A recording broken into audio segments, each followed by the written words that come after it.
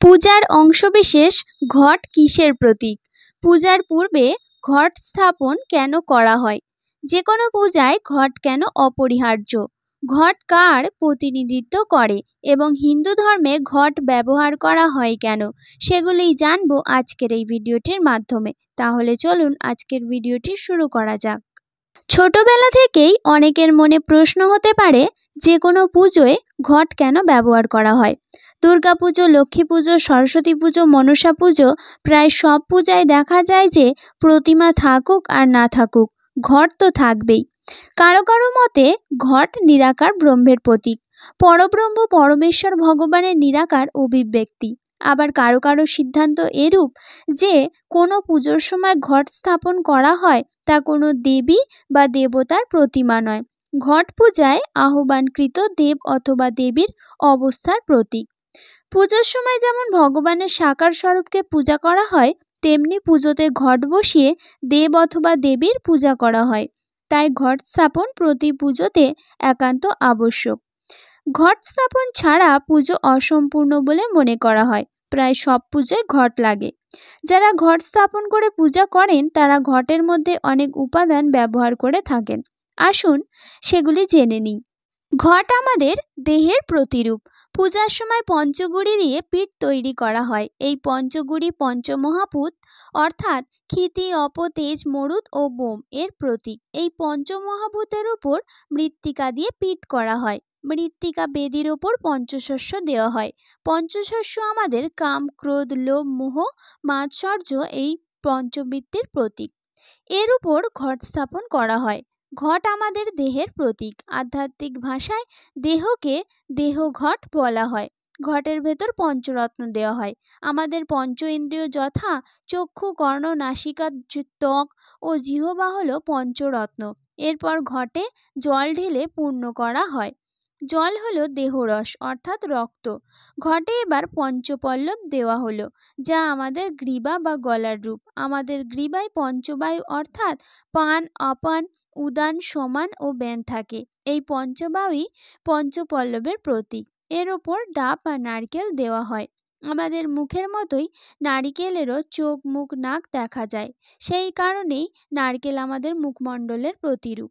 মস্তক থাকলে তাতে আচ্ছাদন দিতে হয়। আবার সেই কারণে নারকেলের ওপর গামছা বা বস্ত্র দেওয়া হয়। এই হলো আমাদের দেহের প্রতিরূপ। আর কাণ্ডকাঠি চার বেদের প্রতীক।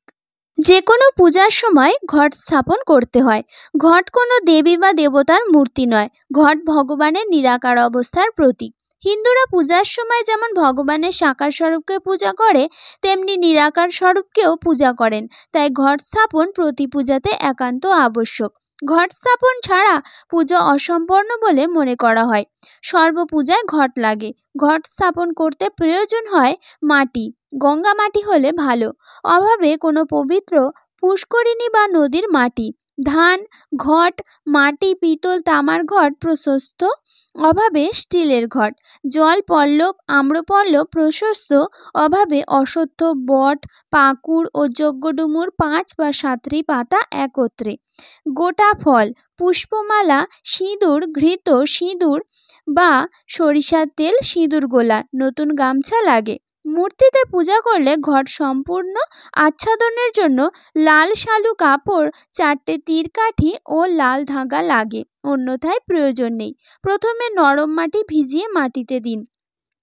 ঘটে স্বস্তিক বা পুত্তলিকা সিঁদুর দিয়ে অঙ্কন করে ঘটে জল পূর্ণ করুন। ঘটের মুখে পল্লব দিন। পল্লবের প্রতিটি পাতায় সিঁদুরের ফোঁটা দিন। পল্লবের উপরে ফল বসান। ফলে পুত্তলিকা অথবা 5টি সিঁদুরের ফোঁটা দিন। এবার গামছা দিয়ে ফল ঢেকে দিন। মালা দিন ঘটে। এই ঘট সেই মাটির ওপর অল্প ধান দুর্বা দিয়ে তার ওপর দেবতার সামনে বসান। এবার মন্ত্র বলার পালা। সাধারণত ঋক, যজু, সাম বেতের মতে ঘট স্থাপন হয়। যেহেতু উত্তর পূর্ব ভারতের সামবেদের মতো বেশি, তাই এই পদ্ধতি অনুসরণ করুন। এরপর যে দেবতার পূজা করছেন সেই দেবতার গায়ত্রী ঘটের ওপর 11 বার জপ করুন।